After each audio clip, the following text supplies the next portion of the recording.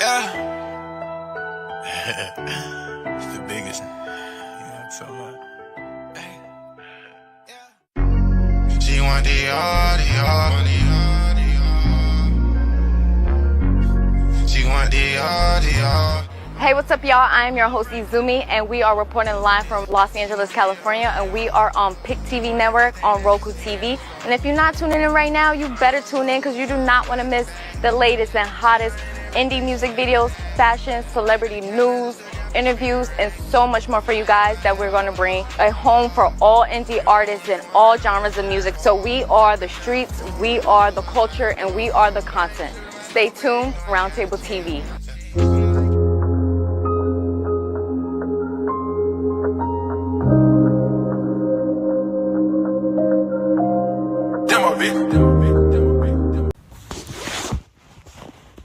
Yo, what's up? This bruh man from the fifth floor. Yo, look at here. Y'all need to support the new Coaching World channel on PIC TV Network. It's all that. I mean, go to www.watchpictv.com. That's PIC TV.com. It's all that. So spread the word. You know, the new coaches channel. That's PIC TV Network. www.watchpictv.com. You know, my dude, man, David Edwards is the president, all right, of the PIC TV Network. So let's support him. You know, PIC TV, all coaches need to be off up on this here channel. I mean, it's like money in the bank. Matter of fact, it's like Serb sandwiches in the bank. All the Serb sandwiches that you can eat. Watching PICTV.com for the coaches. Peace.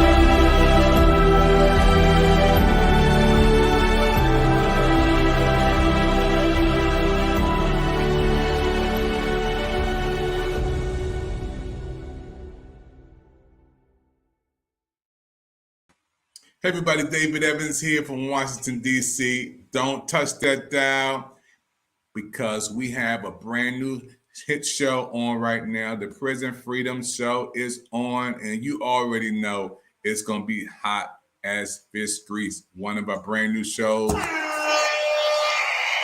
I'm so happy today. I have my co-host, my right-hand man for this show, Brother O, is here in the screen with me. We beaming this in, folks, from D.C. to Chicago. Want to thank everybody for watching. Don't forget to go to www.watchpictv.com. We are popping and rocking from the nation's capital all the way here, Washington, D.C., and we beaming it in from Chicago. And we have another special guest all the way from Jerusalem, our very special guest on tonight on the Prison Freedom Channel on the PIC TV Network. Popping and rocking from D.C. to Chicago, popping and rocking from Jerusalem. Our brother is going to be on telling his story. I'm going to get out the way. Brother, every time a patient is my special co-host today, we're going to bring you in, man, and tell the whole world how you feeling today. How's Chicago treating you, Brother O? Oh, man, Chicago's been treating me well, you know, as usual, you know. I'm happy to be here. Had a long day, but this is the moment that I've been waiting for. So I have a special guest that I want to introduce the entire audience to. I met this brother a few months back, told him that I'd get up with him. And so once I finally called him and told him that we wanted him on the PIC TV network, he was more than obliged to come. And so we're here today. Man, I thank you, man. Hey, brother, how you doing today, my brother? I'm great, man. I'm blessed to be here, to be able to be on this platform with you, brothers, and I appreciate the invite, man. And I was more than happy and glad the brother reached out to me, man, because I believe that we all have a story to tell. Some are heavier than others, but they all need to be told, man. And I try to do my best to network, given the life that I've lived, to get it out there, man, especially to a lot of these young brothers and sisters, man, that are out here and have this misconception about this whole life that they've been dealt and they've been taught and they've been told that things are this way, when in reality they're in a whole different way, man. Definitely. And so I got a piece. So for those of you who do not know who I am, I'm Orion Metals. I am the business manager of this program, the Prison Freedom Show, and also I co-facilitate some of Hello America. Now, I'm an author, spoken word performance artist, and I have a piece that I would like to say right now that, hold on one moment. So I have a piece that I would like to say that I believe resonates with everything that this brother is about to convey to all of you. So it's entitled Thug Consequences. Retracing steps of my path. Regrets from the past lingering in my mind as I rewind the scenes of the mental motion picture playing out in the theater of memory. The pictures recorded are distorted yet still poignant enough to evoke sensations that cause me to shudder. And dismayed from the thought of a life filled with potential wasted in the gutter. They say it's a terrible thing to waste minds. So then why did I waste mine? Staying wasted, filling my body with liquor and smoke, gun tucked under my shirt at the waistline. Not understanding that it takes time and dedication to build a future with success. Too obsessed with fulfilling the prophecy of my death. And although my demise didn't manifest in the flesh, I'm buried alive, my development under arrest. Now this is the product of my labor. Perhaps I was possessed. My wonder years, my soul hungering for glory and respect. For Lord knows those streets called me, like the voice of a whispering gin. Or was I simply delusional, mind clouded from all the chronic whiskey and gin? Father, forgive me for sins I can never atone for. For I've seen murder, torture, misery, and sadly this heart of mine firsthand has known war. The days of my life, like the stations of the cross, the burden of my choices, and the weight that comes with the stunning realization of their cost. These are a thug's consequences. That's deep. And so that was from my publication entitled Inside the Box, one of my 3 publications. And I just felt like it resonated exactly with, your book and the message that you're trying to convey to the masses. So without further ado, I give you Brother Imad Sadah. And I'd just like for you to tell us about yourself. So you grew up on the south side of Chicago. Yes, but I'll start with my birthplace. Okay. I was actually born in Jerusalem in 1966, August of 1966. Less than a year later, what was known as half of historical Palestine was invaded by what's called the newly created state of Israel, which is basically made up of European Jews who left Europe and came to Palestine in the early 1900s. They established a country with the help of the United Nations, United States, and England in particular. And they took half of my country and exiled half of my people. In 1967, they invaded a people who had no military and took the rest of the country, is what you might know as the West Bank, Gaza, and in East Jerusalem. So I was less than a year old when I lost my freedom as an individual who identifies himself as a Palestinian. The males in my family were imprisoned. My uncle was exiled to Jordan. He came back and did an operation and was arrested through the Jordanian desert. He was part of a group, what is known as the Popular Front for the Liberation of Palestine, led by a Christian leader named George Habash. So most of my life was spent watching the Israelis arrest the males in my household, assault and insult the females in my household, including my grandmother and my mother. Spent most of my life, the 12 years there, spent most of the time going from prison to prison with my grandmother, visiting my uncle, my father, or my grandfather.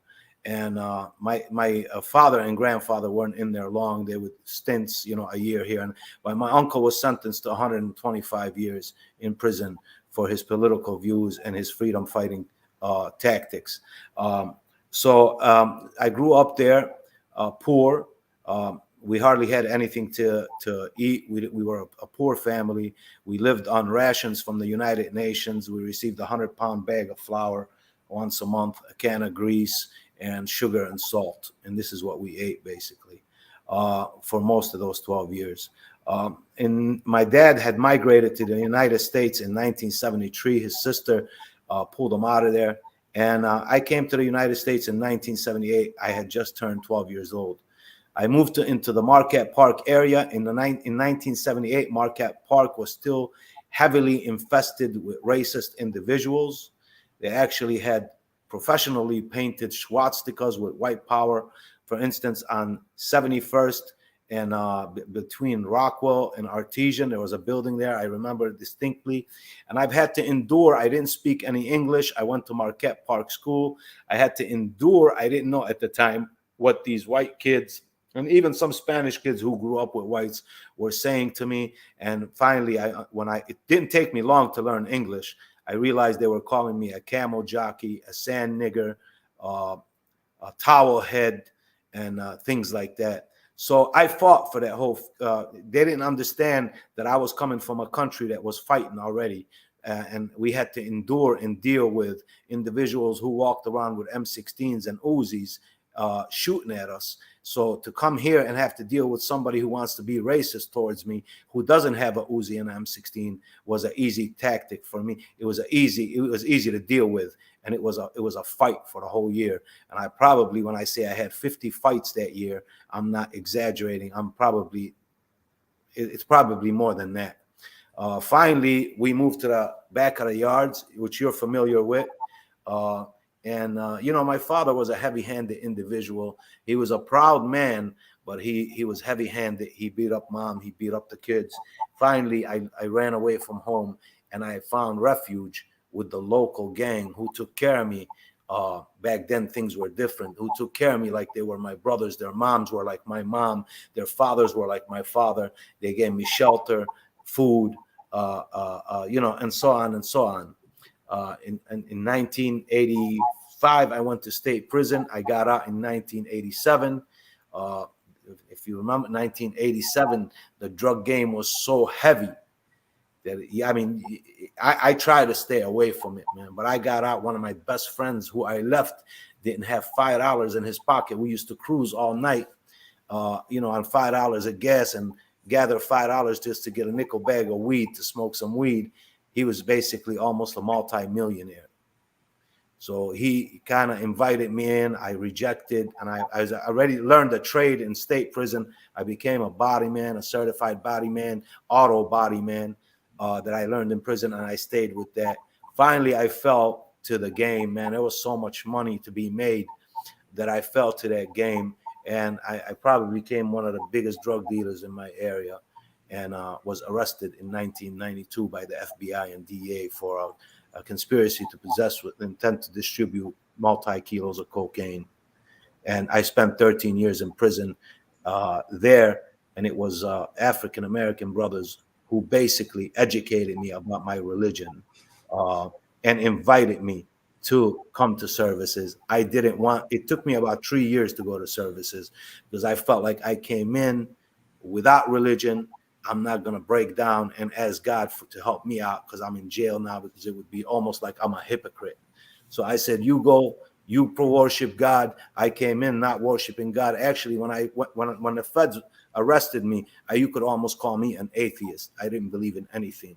There was a point in my life where I just disregarded God and said, if there was a God, many of the things that happened would not be happening. Why is there Muslim, Christians, and Jews? This is obviously a fabricated. These are fabricated institutions. They're fabricated by human beings. That there is no God. and I learned the hard way that there is a God. It's the God that sent Abraham. It's the God that sent Moses. It's the God that sent Jesus. It's the God that sent Prophet Muhammad, peace be upon him. This is why we say he is he is the protector of Abraham, or we should say he is the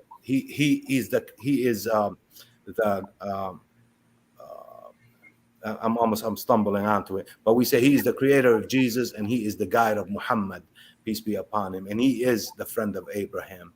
And this is this is how we describe their God. These are the three Abrahamic faiths. I learned a whole lot. I studied a whole lot. I studied once I got to know, and brothers gave me some books to read.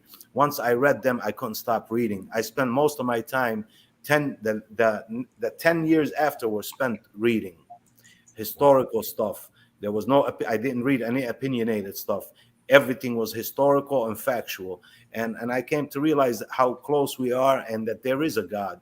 And ever since then, I've been basically walking that straight path. I felt like a fool because I thought I was really, really, really smart. It took some time and some reading and some recollection to just kind of realize that I was pretty dumb, to be honest with you. All right. So the title of your book, Jerusalem Gangster. Tell us a little bit about the lifestyle and gang culture that you eventually found yourself immersed in. Well, I'll tell you, initially when I got involved in the gangs, I fell in love with the individuals because of their love for me and their care for me. And from there on, man, I carried that torch all the way. I didn't, if people who know me from back then will tell you that this guy was nothing to play with. This guy was something to be reckoned with. I remember once I saw my brother. I had left home. I saw my brother and he said, "Hey, man, I saw so-and-so." It was an individual. I was 15. The individual was probably about 25, a grown man.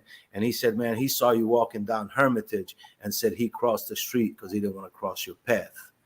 So I was basically at one point a very deadly individual, standing at 5'4", but was very deadly. I wasn't scared to fight with my hands. I wasn't scared to go what back in the day we called humbug to the next neighborhood and humbug with fists, baseball bat, chains at our ops. And so this is some of the stuff that I went through in my gangbanging days. Now in my drug dealing days, we were moving a lot of dope, a lot of drugs. And you're talking about a night of Super Bowl between 12 noon and midnight. We'd probably clock in about 50 grand that day and shut it down a little bit after that. We played cautious. We had cars with traps in there. We didn't move anything that was sitting in the car out in the open. We tried to keep violence to its minimum, especially when you're doing that kind of business. You don't want to cause any more heat to yourself than necessary. So, when did you get released? From federal prison or state prison? From federal prison, the last time that you got out. I was arrested February 11, 1992, and I was released early May of 2004. Okay, so the first time you went to prison, you did your time and you got out, but you practically kind of like went back to the streets. But this last time, when was the moment that you felt like you needed to make that change? What? I'll tell you when and what made you have this paradigm shift that ultimately led you down the road to changing your life for good? I'll tell you what, it was long before I got out. It was long before I learned religion. It was long before I said to myself, I'm going to go straight because it's the right thing to do. I had already decided once I was arrested by the FBI and DEA and wound up in the Metropolitan Correctional Center in downtown Chicago, and I seen the amount of individuals cooperating with the government, guys who were straight up stand up, were people who were to be reckoned with on the street. Now they were in the MCC, and a lot of them were telling. And it really did a number on me, just sitting there thinking. I remember walking in when I first got arrested. A Puerto Rican guy named Rico walked up to me and said, "Hey, don't talk to nobody here. They're all snitches." I thought he was crazy because I had done state time. And you go to the joint, that's not your idea. That's not the perception you have. I already knew how it was in state prison. And I thought I was coming into the same thing when I went to the feds in February of 1992. To my surprise, if these people were arresting 20 individuals, within weeks, 18 of them were already telling, taking some kind of plea. So when I saw that, it took all the life out of me, man. And I was so depressed that I couldn't believe that I was going to have to sit in this jail. And I knew I was going to face a lot of time. I already knew how these people were playing by what I saw within a couple of weeks, not even within the first few days. And I said, man, I'm going to have to do time with these individuals. And these are the same type individuals as the individual who put me in here, the informant. So I had already decided that this would not be even fair. How do you even get involved with something when you know I'm going to hold my weight? I'm going to hold water. I'm not going to talk. I'm not going to do nothing. And all these guys are just telling. So it really depressed the crap out of me, man. And that's when I realized that I was just going to go straight, because that's not the team I chose. The team I chose was totally different, man. The team I chose was a team of stand-up individuals that no matter what happens, man, you stand strong, you take your own weight, you don't talk on people, you don't snitch on people. That's not the way we play things. And that's what a real gangster is. A gangster is not a guy who's on the street pulling hits, selling dope, living the street life. And as soon as he gets popped, he starts telling everything. And then once he's released, or once he's sitting in jail doing the little time that he received for cooperating with the government, he's a gangster again. That's not what a gangster is, man. So when I saw that, I realized that I wanted no part of that no more, man. All right. So before we leave, what do you want readers to take away from the Jerusalem Gangster? Well, a few things. I want to, at least, the most important thing is for individuals living in this society is that people even all around the world are living hard. I want people to understand the Palestinian issue, that brothers who suffer in this country, we suffer just the same. We have a lot in common. Three, I want individuals to take a look at the life and the things that down the line at the end of the book where you see that I get my life together, I could have done that long before that. And no matter what, the trials and tribulations you go through, the life I lived, there's a name for it, man. And it's called Jimmy Dean. Live fast, die young. I mean, I could imagine people were probably taking bets that I wouldn't be alive by the end of summer, or at least be in jail for the rest of my life. And now look at this. From that, I ran businesses. Since I've been out of prison, I ran 4 different businesses. And they were good businesses, money-making businesses. It was hard. It was hard, but I did it. And that the sooner you realize that life that I lived is a short-lived life, and whatever you make out of it, you're gonna lose it eventually. The education, man. If I could bring time back, bro, I would not come out of school, bro. You would have to beat me out of school, man. But at the time, I thought it was the coolest thing not to have to go to school and hang out with the boys in the neighborhood and so on and so on. If I would have went to school, man, back then and spent all that time that I spent in jails in school, I could have been a doctor, man. And it's doable. It's doable. That's why I try to encourage a lot of young brothers, man. Now, even if you're 21 years old and you don't have a high school diploma, if you went and obtained your GED and spent 3-4 years in school, majoring in something, and there's a lot of programs out here to pay for that, majoring in something, man, that your life would be a totally different life. You don't have to die, man, and live in a sense to say, like a lot of brothers think. There's been questions and there's been studies, especially the African-American brothers, even some, Hispanics, how long do you expect to live? And they don't even go over 25, 20 years old at their estimation, man. And I understand it because my job right now is I get a call at the hospital whenever somebody is shot. So I see how they come in, bro. And people are getting shot left and right. I would tell you 6 or 5 out of the 10 shootings I go to the hospital, 6 or 5 of them are innocent victims, bro, hit by stray bullets or a car shot up that resembles somebody they're beefing with. Right. Females with babies in the back seats.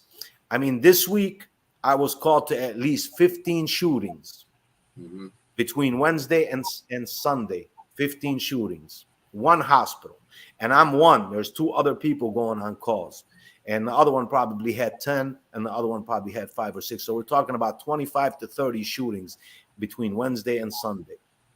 And you know, that's something that Dr. Evans and I have been talking about, you know, the crisis that we have in America with guns and violence. And eventually we're going to have some people come on our Hello America program and talk about those issues, such as what you were talking about, as far as people being, you know, hurt and killed by gun violence. Yes.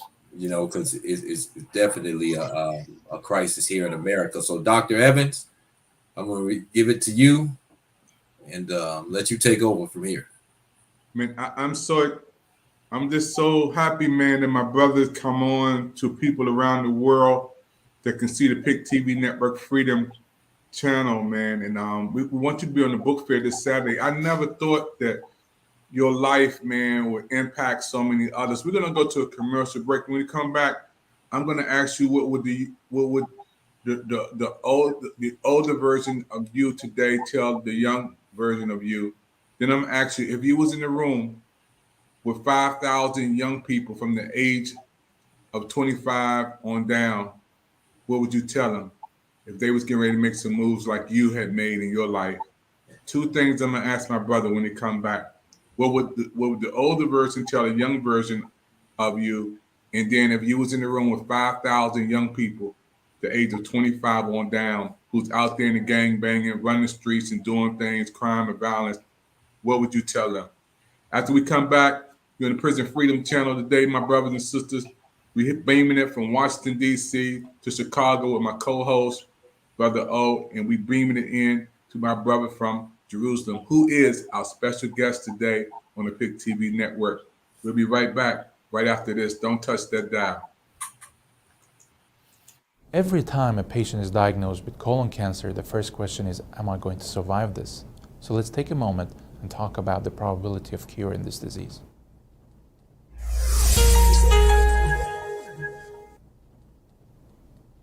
Using multi-modality treatment, meaning combination of surgery with and without radiation and chemotherapy, we have significantly improved the outcomes and survival of patients with colon cancer through all the stages from 1 to 4. Unfortunately, whether a patient will be cured or not is still determined at the stage they were diagnosed with. The more advanced the tumor, the lower the likelihood of a cure. A stage 1 tumor that has not even penetrated through the wall of the colon can expect it to be cured in 93% or more percent of the time. Once the tumor starts to grow through the wall, things become more complicated because it's not only the size of the tumor at that point, but also how aggressive it is, what the different biology is. And there's a lot of research in trying to determine today the risk groups and the genetic factors that determine how aggressive a tumor is. But for now, we have to go by what we have, and this is the size of the tumor and whether lymph nodes are involved or other organs are involved. So a stage 2 tumor, which would mean a tumor through the wall but not in the lymph nodes yet, can expect to be cured in anywhere between 75 to 85% of the time. And this is because there are small tumor cells that have already left that we might not see originally, so the tumor was a higher stage, or it's just a more aggressive tumor.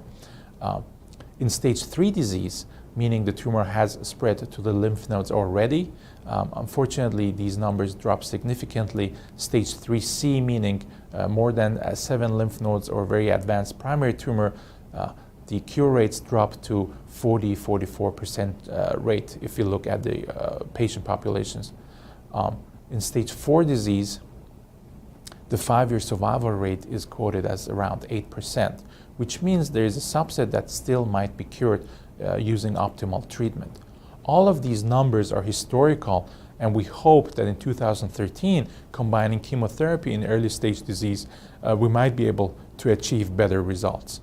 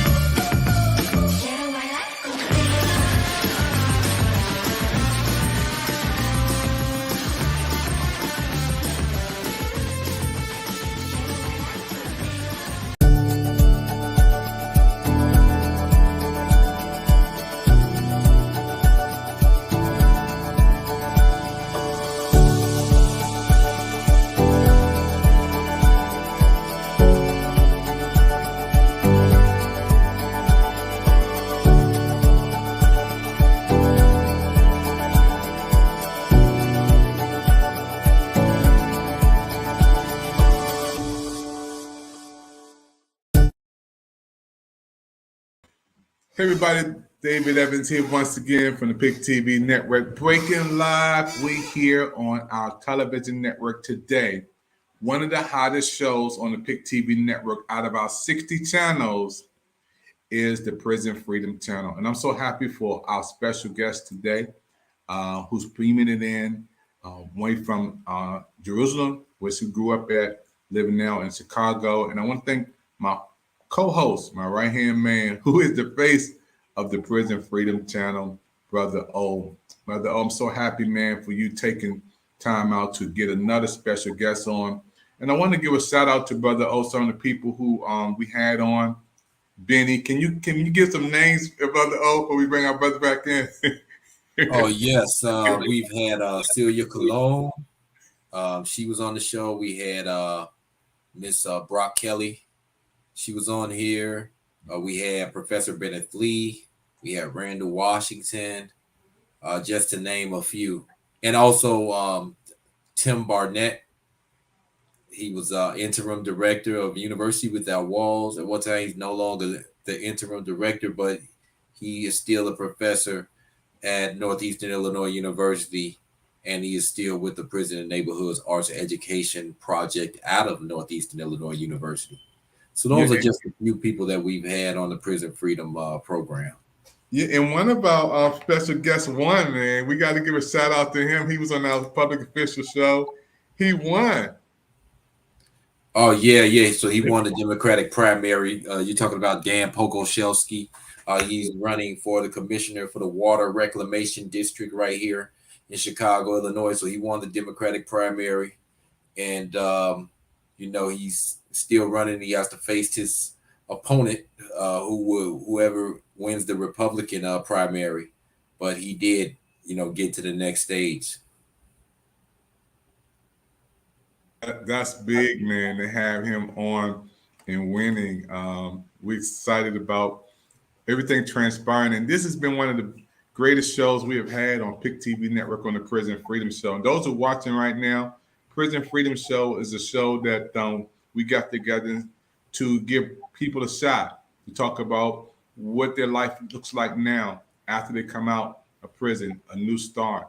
And our brother today is giving everybody hope that you may be in prison, but prison don't have to be in you, and you have a vision after prison. Wow, that's pretty cool.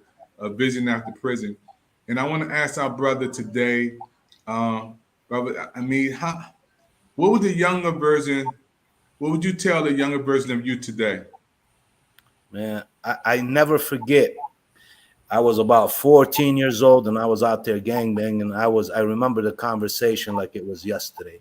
And one of my older guys, one of my older boys, Mario, rest in peace, he's gone now. He came up to me. It was a school day, and he said, "Man, why you out of school?" And I said, "Man, you know, F school, man. I'm out here in the hood with my boys." And he said, "Man, go back to school. You're going to regret it." I never, ever forget that conversation, man. That conversation sticks in my head regularly, man.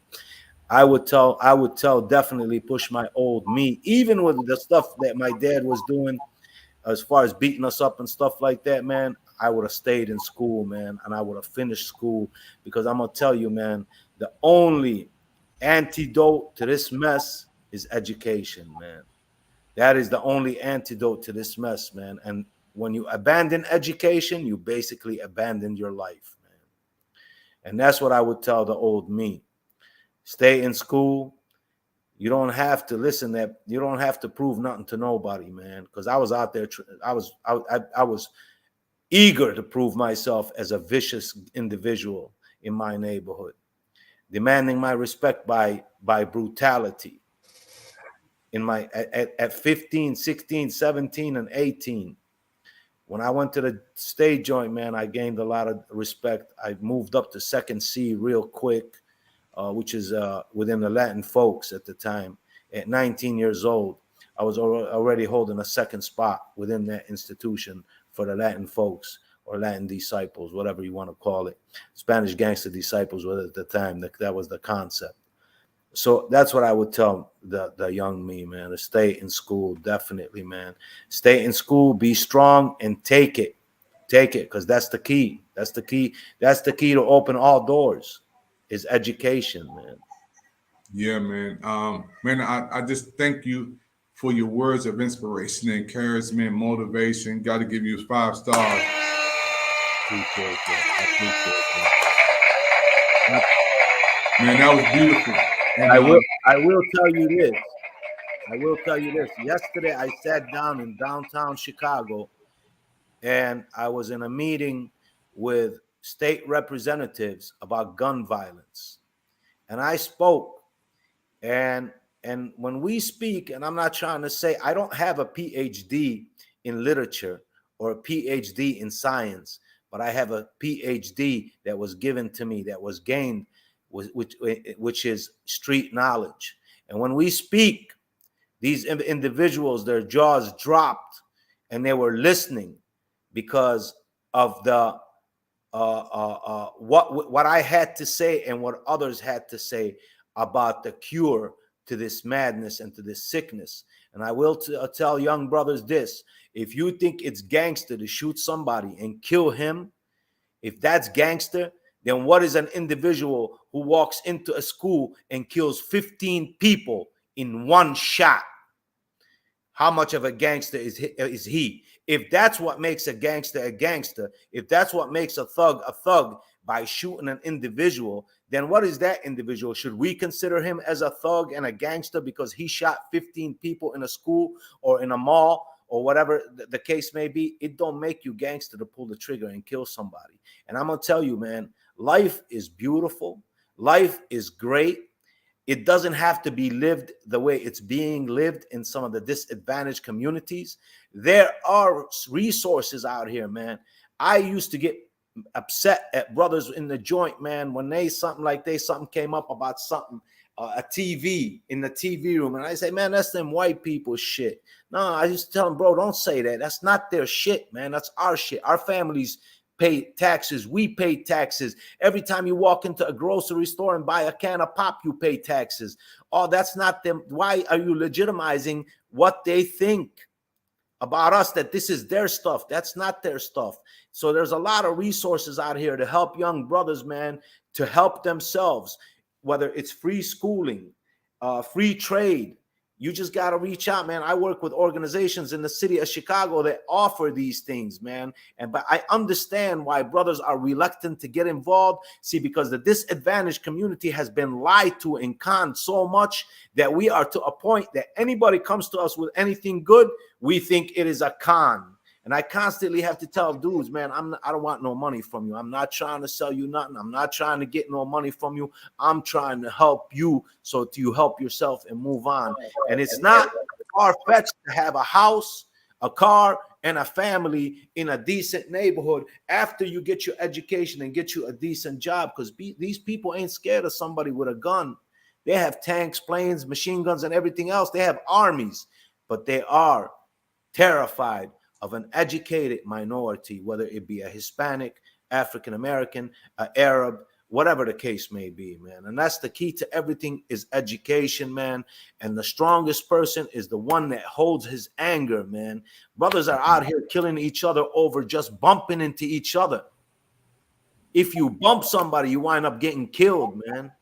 You're killing somebody because they bumped you, because they cut you off, because he said something to you, and said something to your sister or your girl or whatever the case may be, man. You take somebody's life like that, man.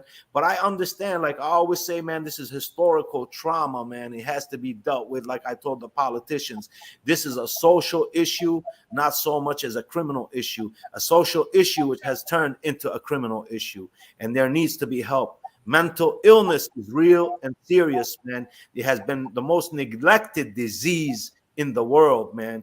When you talk about, there's been studies for cancer, diabetes, and everything, nothing for mental illness, and it's serious. It's out here bad.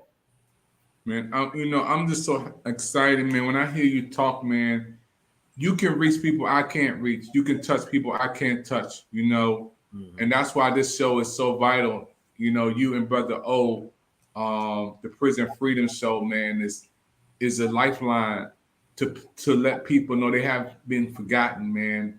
I got a brother who I love so much, Raymond Carter Jr. He got in prison when he was in his teens, and he's in prison right now. He's almost 48 years old. And Brother O talked to him. It's my godson. He was just driving down the street with his boys 20-something years ago down south on the road, got pulled over, and been in prison ever since, man. But you give him hope. He's going to watch this show. You give him hope and inspiration. What do you tell if you were in a room with 5,000 young people, man? Some of them are gangbangers, some of them are on drugs, selling drugs, some of them out there shooting, killing and robbing and breaking in places. Brothers and sisters, what would you tell them? You at the podium, you got 5,000 people in your room right now, only them. The doors are closed. The playground is over. It's just you and them talking. What would you say? Well, I'll say this. I'll say that what you might hear me say right now might sound lame to you. It might sound like a preacher talking to you, but I'm far from a preacher and I'm far from a lame individual. Okay, I ran a gang. I was an individual who was feared once upon, and I'm not bragging about nothing. I'm just validating myself, because nothing else validates me but me and my history and my background, which is my history.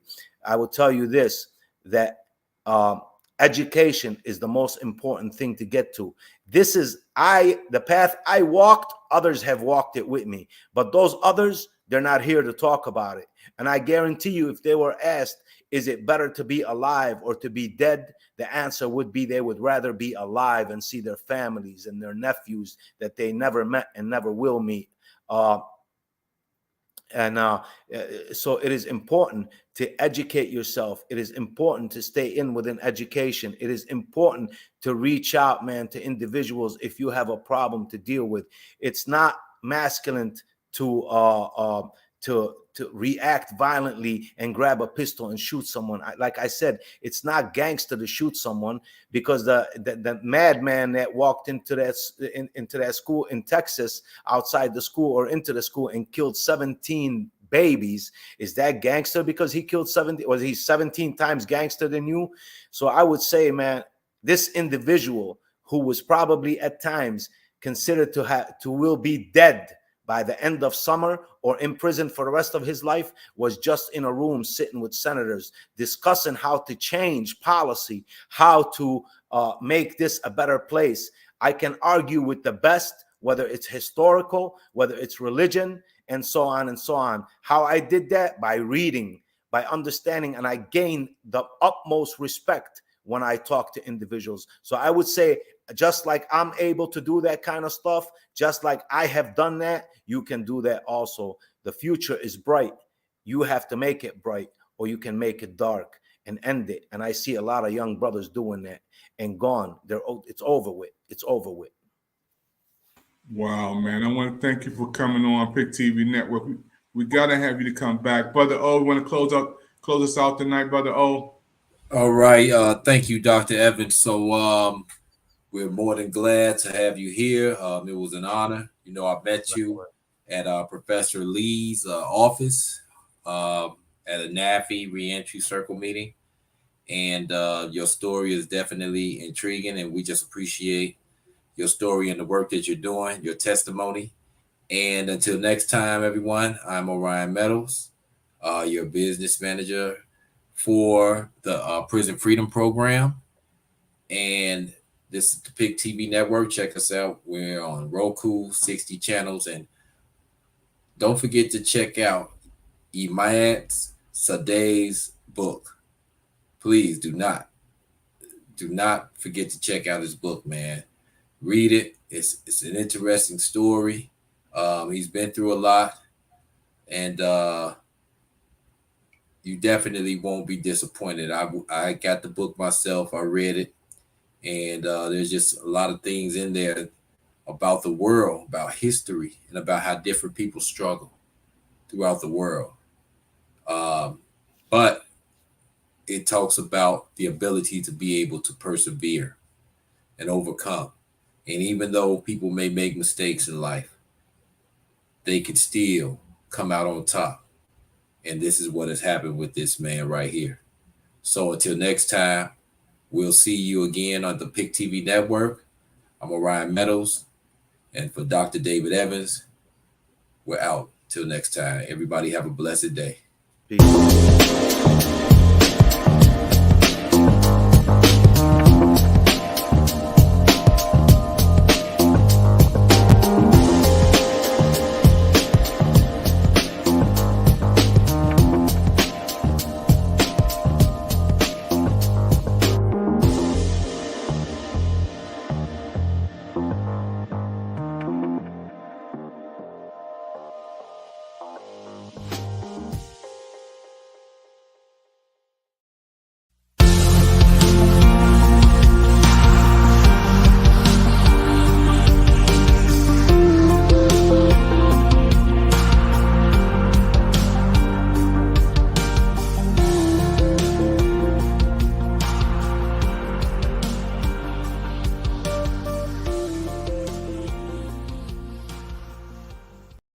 Shout out to PIC TV Network. Check them out. Black owned and operated. Let's support each other. I'm Zeke with the Universal Circus. I'll be tuning in.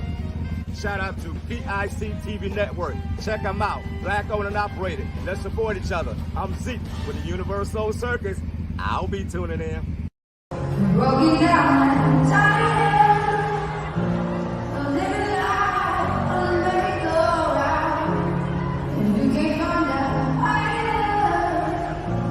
I see you still with the walking out.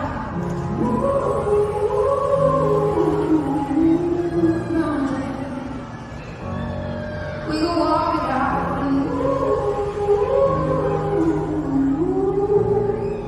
I'm dead. And I'm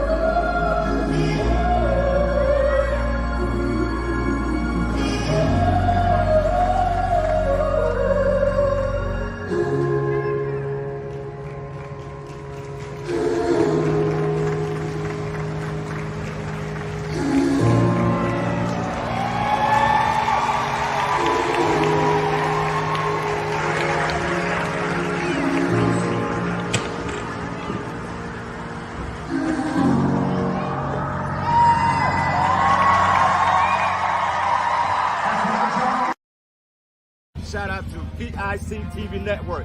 Check them out. Black owned and operated. Let's support each other. I'm Zeke with the Universal Circus. I'll be tuning in. Shout out to PIC TV Network. Check them out. Black owned and operated. Let's support each other. I'm Zeke with the Universal Circus. I'll be tuning in. Yo, what's up? This bruh man from the fifth floor. Yo, look at here. Y'all need to support the new Coaching World channel on Pick TV Network. It's all that. I mean, go to www.watchpicktv.com. That's PIC.TV.com. It's all that. So spread the word. You know, the new Coaches channel. That's Pick TV Network.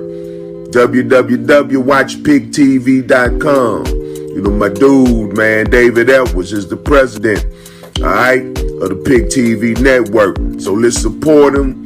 You know, Pick TV, all coaches need to be off up on this here channel. I mean, it's like money in the bank. Matter of fact, it's like Serb sandwiches in the bank. All the Serb sandwiches that you can eat. Watching PickTV.com for the coaches. Peace.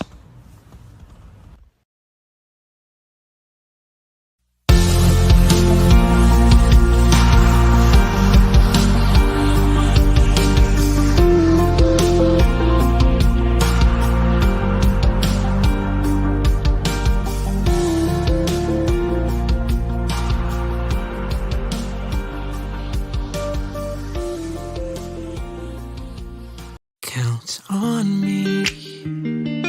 Don't be worried.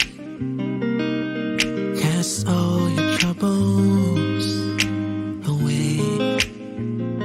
Wherever you're going, just know that I'll be there. Count on me. Put on your smile.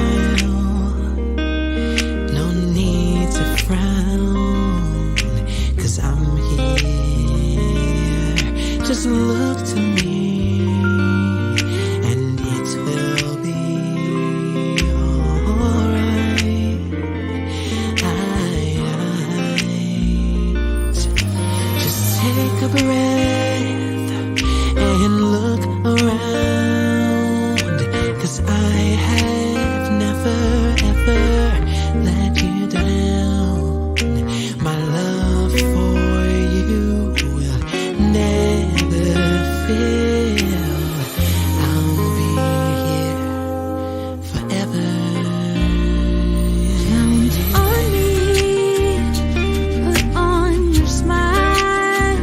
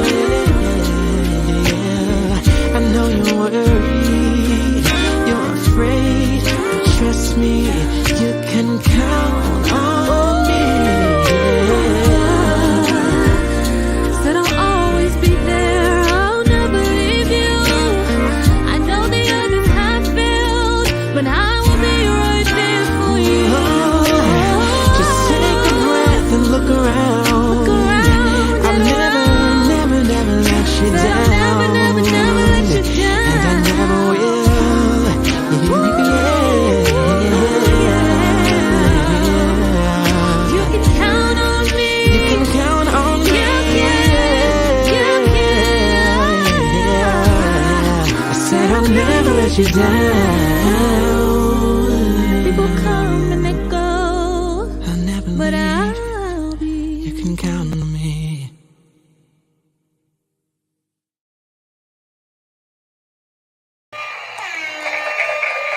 Everybody, this is David Everson, Pick TV Network. Listen, we are excited for all of you who've been watching our show today. The Prison Freedom Show was amazing. From Washington, D.C., all the way to Chicago with Brother O, my co-host, to Jerusalem. This is the first time we ever hit Jerusalem, which is amazing. My brother put it down.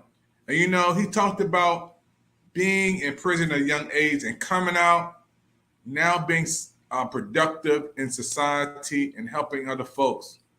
But all of you are like me. When he goes into those hospitals and see people shot up, 10 people per week and more, and a lot of them are innocent kids, people sitting in cars, he sees that. You know, so we want to pray for him. We're also praying for our First Lady, Jill Biden, praying that she'll be healed very soon from COVID. And thank God for our president and our vice president. We're praying Prick TV Network. We need each other as we go through a season of helping and supporting. And one of the ways that we want everybody to support this network, the Pick TV Network, is to take a moment and to scan that QR code right there. When you scan that QR code with your phone, you can support the Pick TV Network with a donation of any size. You'll see there when you scan it, you'll see the PayPal, the Cash App, the Zelle, whatever you like to give. Matter of fact, we're going to have a Pick TV Network telethon real soon, our donation fundraising. You can be a part of it. You can chat in and contribute. We want to do some great things this winter as we prepare for 2023 to help some families in need. We're going to be adopting some families. You know, there's a lot of families who lost loved ones down in Texas, down in Chicago, and other places. These families still have to go through the holidays with an empty seat at the table. So what did Pick TV Network do?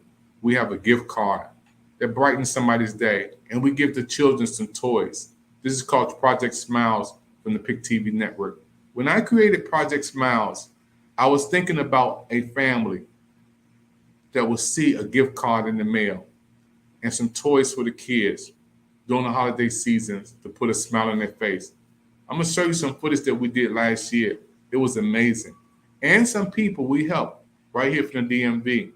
Yep. And we took it right out of our own pockets. We helped people who are in need all the way to Zambia. We were giving over there to help people in the United States. And we want to try to do more this year, but we cannot do it alone. We need your help. We need your support. Take a moment, scan that QR code, Pick TV Network QR code right there. When you scan that QR code, you can contribute to help our television network grow and do some great things. As you just seen on TV just now, the Prison Freedom Channel. It's a television channel show only seen on the Pick TV Network. Our network created this television show just for you. And everybody who has a story coming out of prison, or some may be in prison, they still have a story. And that story needs to be told. And there's so many people going from the prison to the new vision, like our brother who was just on from Jerusalem, talking about how he was in prison at a young age. 50 times a year he would be locked up. So many times he would get in fights. He would do so many things that were crazy. And he wasn't even planning to live to be 21 years old. He had such a rough life. But now he's giving back. He's out of prison. And guess what? He has a vision after prison. And now his vision is to be productive in society. He has a book out. He's doing great things. Our brothers all the way from Jerusalem to Chicago doing great things. And you know what? A lot of times, those who watch me right now, you may have a loved one in prison, but they can have a vision after prison and come out of prison and do something great. Yep. And this is what the Prison Freedom TV show is all about, giving people a chance to showcase their talent, gifts, and abilities to the world. Yep. And they have a story to tell. The repeat offenders have a story. The people who are going through have a story. From prison, freedom. It's called prison freedom, because guess what? Just because behind bars, that don't mean the bars have to be inside them. Just because they're looking inside, that don't mean they can't look outside. And I want you to help us. Scan that QR code, support the PIC TV network. Do it today. And don't forget, we have a brand new coaching channel show on right now. And one of the biggest stars in Hollywood gave us a promo. You already seen Bro Man from the 5th floor, Mont Lawn show. But I got another surprise guest. You are going to be amazed at this Hollywood star. You've seen him on the King Comedy. You've seen him on his own television show. You've seen him do some great things on the movie screen. And now he has a promo on the PIC TV network. The one, the only, Cedric, the entertainer, right here on PIC TV network with promo that's so amazing. We're going to play that promo. And I want you to see it. I want you to be encouraged. I want you to like and share. Matter of fact, it's on Instagram right now, the PIC TV network on Instagram. Go over to Instagram, see the PIC TV network with Cedric the Entertainer giving us so much love. Like and share it. Push it out there. Tell everybody about it. This is big for our network, folks. My name is David Evans, your president of PIC TV network. If you'd like to be on our television show, we have a brand new Coaching World channel that everybody's talking about, one of the hottest shows out. And I want to say congratulations to the PIC TV network, new Coaching World channel that's on right now. You want to be on our Coaching World channel. Our Coaching World channel is a brand new channel, again, hot off the press on the PIC TV network, and you can be a part of our Coaching World channel. Congratulations to the PIC TV network, Coaches World channel. You can be on this brand new channel. All you have to do is to call 202-505-2837. That's a brand new show. Hot, breaking live on the PIC TV network. I want you to be a part of it. And I can't wait to show you this commercial from the one, the only, King of Comedy, one and only, has his own show. You've seen him on all shows and programs. One of the biggest stars in Hollywood gave PIC TV network this big commercial of the year, Cedric the Entertainer. That is huge for PIC TV. Hey, I want to say thank you for your time, folks. My name is David Evans, and don't forget, tell somebody about PIC TV network. Our network is on Roku right now, coming your way.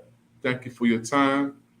Keep on looking up, because the best is yet to come. Check this out from Hollywood. It's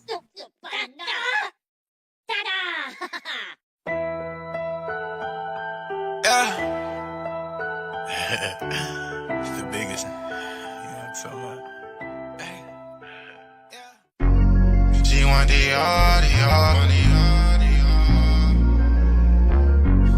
She want the Hey, what's up, y'all? I'm your host, Izumi, and we are reporting live from Los Angeles, California, and we are on PIC TV Network on Roku TV. And if you're not tuning in right now, you better tune in, because you do not want to miss the latest and hottest indie music videos, fashion, celebrity news, interviews, and so much more for you guys that we're going to bring a home for all indie artists and all genres of music. So we are the streets, we are the culture, and we are the content. Stay tuned, Roundtable TV.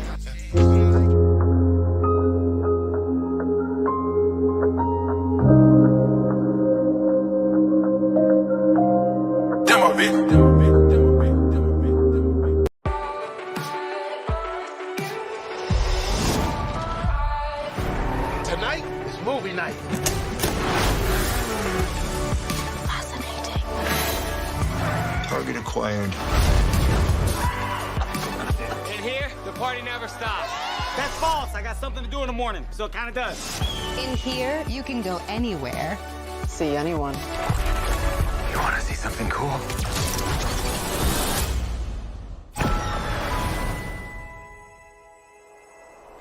You knew how to get into my dad's garage. Take it easy. We have the same scar. Right here. And you're wearing my dad's watch. for me. I once was. Where are you going?